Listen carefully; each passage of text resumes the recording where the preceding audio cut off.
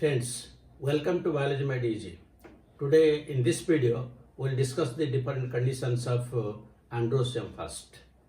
So Androecium represents the male reproductive part of the flower, and the individual member of Androecium is known as stamen.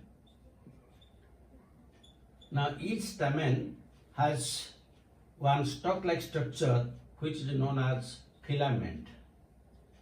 And at the top, there will be two lobes which are known as anther lobes. These are known as anther lobes. If there will be two such lobes, then it is known as bilobed or dithecous. This is the common case found in most of the flowers. But in some flowers, this is only a single lobe is there. This is known as monothecas, or it is also known as kidney shaped. This is usually found in case of China rose. So this is the structure. The stalk is filament. These two lobes are known as antholobes, and the one which connected to antholobes is also known as connective. So this is the structure of the stamen. In a flower, there may be different number of stamens, maybe 4, 5, 6, 10, any number is there. Now this, the length of these stamens may be of different lengths, or there is a particular pattern, or they may be of same length. So if we will discuss those, the aspect of that, what is the length of the different stamens.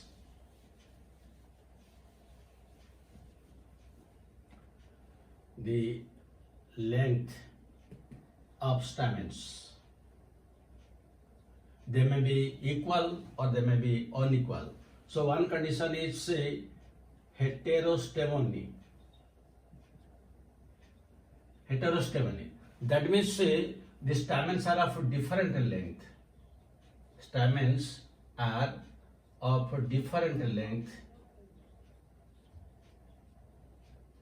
and usually it is found in case of cassia. That means they are of different length. There is no particular length to which they will be present. So this is one. The second one is known as tetradynamous. And the tetradynamous condition is characteristics of Brassicaceae family, where you will find there is brassica, or you can tell mustard, radish. All of them belong to this Brassicaceae family, where you will find tetradynamous condition. So from this name you see tetradyna, that means 4 and 2. That means there are 6 stamens. But how they are arranged?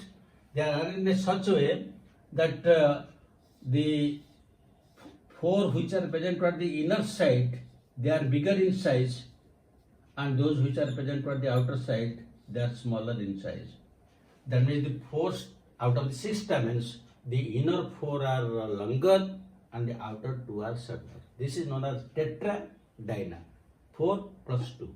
This is the characteristic of Brassicaceae family, where mustard and radish is there. There is a third condition. The third condition is known as didyanomous. So again you see di means 2 plus 2. So 2 plus 2 means here we'll find the inner 2 are shorter, while the outer 2 are longer in size. This is just the reverse. But there are 6, here there are 4, and the condition is reverse. Here the outer 4 are, here the inner 4 are longer, but here the inner 2 are shorter. That is just reverse. And this is commonly found in case of Labiaceae family, where you will find that is salvia is there, also ocimum. Salvia and ocimum, these are the conditions. So depending on the length of the stamens, it may be heterostomony or it may be tetradynamous and didyanomous. Then coming to the other aspects, usually the main function of the stamen is to produce pollen grains in the anther lobe so that pollination and fruit formation will take place. But sometimes in some anthers, the pollen grains are not produced. That will be the sterile anthers. The sterile anthers, they are known as staminode. That means the anthers are there, but there will be no production of pollen grains because they are sterile. Now when it is fertile, how the anther lobes are attached to the filament? There are different arrangements. Suppose these are the two anther lobes. Then you see it is the filament is attached to the base. So this is known as basifixed. Basifixed. In another case, now you see here it is attached to the dorsal side. So it is a dorsifixed. In another case, the filament continues to the top. It continues to the top of the anther lobe. The filament continues. This is known as adnate. And sometimes the anthers are very big in size. Very big in size, and the filament is just attached at a single point, so that always the anther lobes swing in the air, and if there will be rain, it will fall down. This is found in all of the cereals, all grasses, that is the condition. So this is known as versatile. Versatile, this is found almost in all cereals, or you can tell in most of the monothecas that condition is found. So these are the different conditions how the anther lobes are attached to the filament. Then the next condition that we will discuss is the cohesion and adhesion of stamens. That means in a flower there may be 5, 10 or any number of the stamens, how they are arranged. So first we will discuss the cohesion. Cohesion, that means how they are arranged among themselves. So this again we can discuss, this cohesion we can discuss in 3 different headings. In the first heading, the filaments united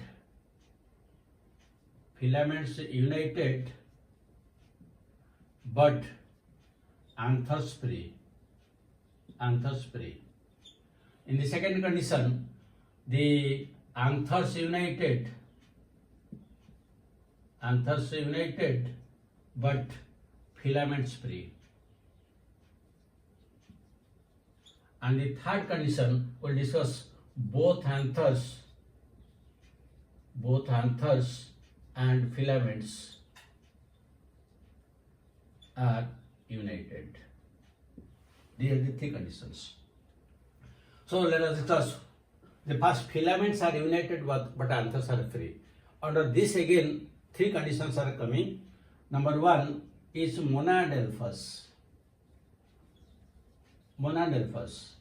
So in monadelphous, it is commonly found in all members of Malvaceae family, where there is China rose, cotton, lady's finger. So in this case what happens? In case of China rose, you have seen that how the stamens usually come out. All these filaments are united into one bundle, and the anthers, they form a kidney-like structure like this. They form kidney-like structure. This is commonly found in case of, that means all the filaments are united to form a single bundle, while the anthers are free. This is known as monadelphous condition, that is found in case of China rose, cotton and lady's finger. The second condition is a diadelphous. Diadelphous is characteristic of a Fabaceae family, where all legumes are there. But a common example you can take pea, bean, gram. These are the common examples. But you can take any member of the Fabaceae family. Now here there are 10 stamens, but they are arranged in 2 groups. in one group there will be 9 stamens.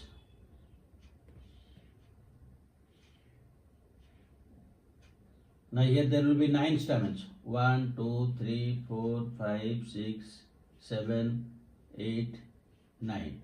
There will be 9 stamens here. And one is separate. That means here the arrangement is 9. That means all the 9 are united. The filaments of this 9 stamens are united while one is free. That means this is 9 plus 1. That means this is dihedral. The 9 are united in one bundle and one is separate. This is dihedral condition found in members of Fabaceae family.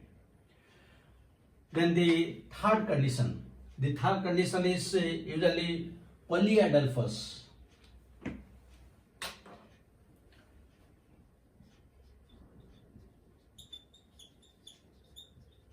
Polyadelphous. The polyadelphous condition is usually found in case of citrus and bombax.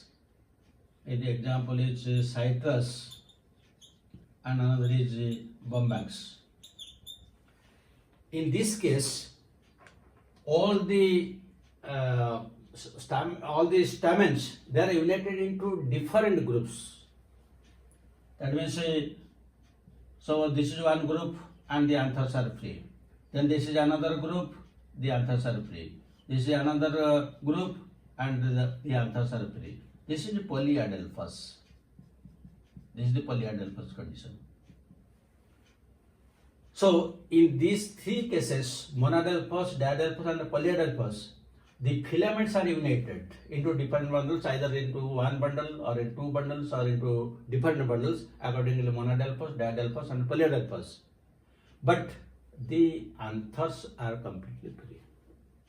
Now you come to the 4th case, where the anthers are united but the filaments are free.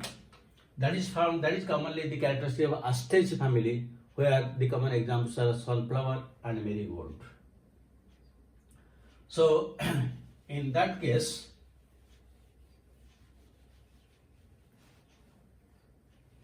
the fourth condition, this is known as syngensious. Syngensious, and the common example we can take sunflower and marigold. Or you can take the entire example of the Asteraceae family. So in this case, what happens?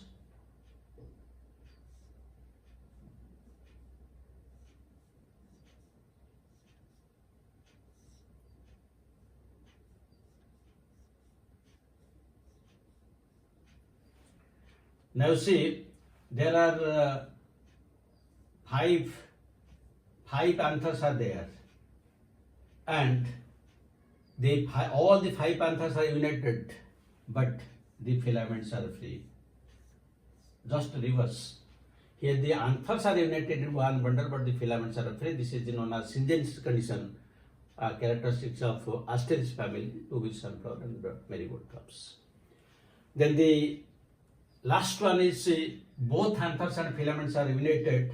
So this condition, the 5th condition, is known as synandrous. And this condition is characteristic of Cucurbitaceae family. Cucurbitaceae family, where you can take the example cucurbit, cucumber, or any pumpkin also you can take. In this case, all are united.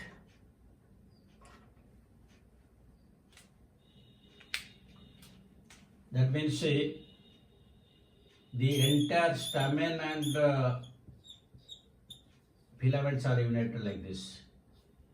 In case of the cucurbita and cucumber, the entire filament and anthers are united.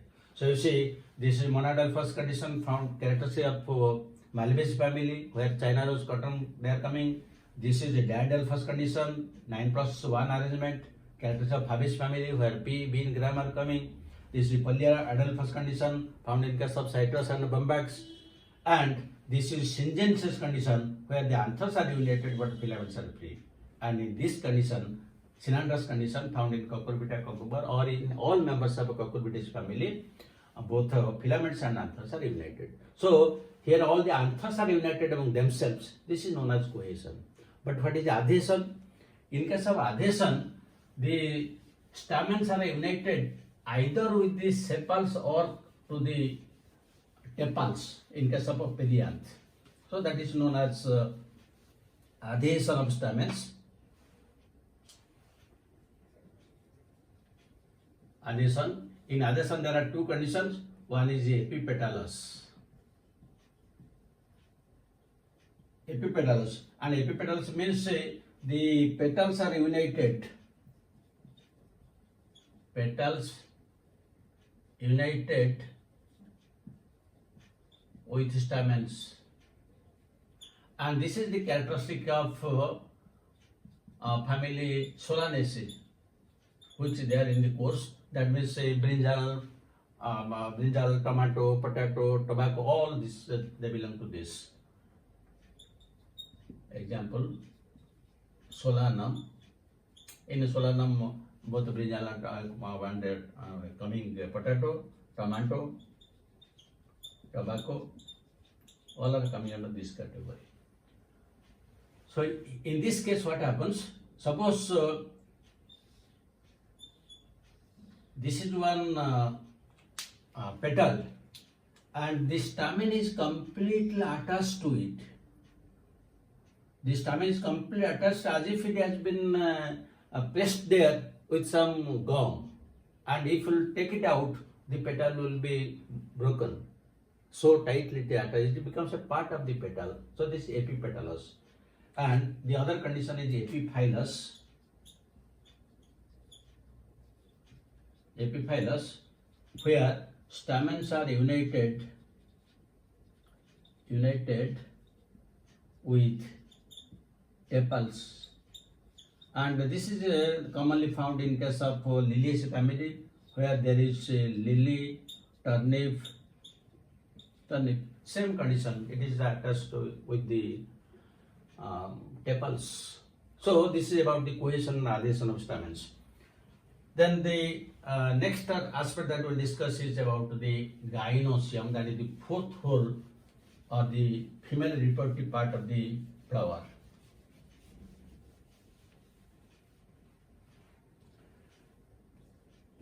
Gynoecium.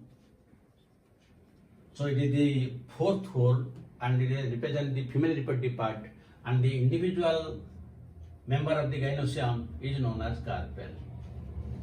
Now each carpel has usually three parts. One basal part of the swollen part, which is known as ovary, and then a long stalk-like structure and a structure like this. This is known as ovary, this is known as style, and this is known as stigma. So these are the three parts. In a carpel there are three parts: ovary, style, and stigma. Now in a particular flower, the number of carpels may vary. There may be 1, 2, 3, 4, or there may be many. If there is a single carpel, then we will call it as monocarpellary. Monocarpellary. That means only a single carpel is there. Single carpel is there, that is a monocarpellary. And this monocarpellary condition is commonly found in case of Fabaceae family. Fabaceae family. Then bicarpellary. Bicarpellary means there will be two carpels, and this is usually found in case of Solanaceae family, which is also there in your course. Then if three are present, there is known as a tricarpellary. That means three carpels are there, and this is found in members of Liliaceae family, which is again in your course. That means the lily, turnip, tulip, all this they belong to this. Also allium. Then it may be pentacarpellary. Pentacarpellary if 5 carpels are there, and this is commonly found among members of Malvaceae family, to which the China rose, cotton, lady's finger belong. And if more than that is there, also we can call it as polycarpellary. Polycarpellary. So, when the number of carpels they differs from the flower to flower. When there is a single carpel, there is no problem. The question of whether it is free or united. But when 2, 3, 4, or 5 or many a large number of carpels are there, again two things arise. Whether all these carpels are free from each other or they are united. So if they are free from each other, that is known as apocarpus. Apocarpus. Apocarpus means carpels are free from each other. Carpels free from each other. So this apocarpus condition is usually found in case of lotus and also in case of rose. It is also found in case of Mycelia champak. And this apocarpus condition is a very primitive condition. But in advanced ones, all the carpels are united. That is known as syncarpus condition. Syncarpus condition, where the carpels are united into one. Carpels are united into one. And this is the common case found in Fabaceae, Solanaceae, Liliaceae, Malvaceae. In all members, this is very common case. That is the syncarpus. So now we have discussed the number of carpels. Also we have discussed that they may be free or they may be united. Now coming to the other aspects. This stigma, which is present at the top of this carpel, the stigma may be bifid like this. This is known as bifid. It is found in most of the cases. Or sometimes the stigma is feathery, like this, as found in most of the grasses. That means it is feathery. So the stigma may be bifid or it may be feathery. Then come to style. Usually the style is hollow in most of the cases. In most of the cases it is hollow. This is a hollow style. But sometimes it becomes solid. Now this is the epidermal tissue system. Then within the epidermal tissue system, then the other mostly the parenchymal tissues are present, so that we can call it as a solid style. So when pollination takes place, usually the pollen tube grows through this style very easily if it is hollow. But if this is solid, then it has to penetrate through the solid by dissolving the cells. It has to enter into the ovary. So this is usually known as a transmission tissue. So this is about the style. Now the style, when it comes out from the ovary, again it may come in different ways. Suppose as we have seen in this case, that means it comes from the apical part. So this is known as the apical. But there are some cases where the style comes from one side, So this is known as lateral style. This is found in case of the gall flowers, lateral style. And in some cases, there is a third case, which is known as also gynoecium style. That means the style comes out from the base of the ovary. That means it comes from the base. The style comes out from the base. This is known as gynoecium style. This is apical or terminal. So the style may be apical or terminal, it may be lateral, or it may be known as gynoecium style. This gynoecium style is very common in case of ocimum. So this is how the style comes. Now let us come to the ovary.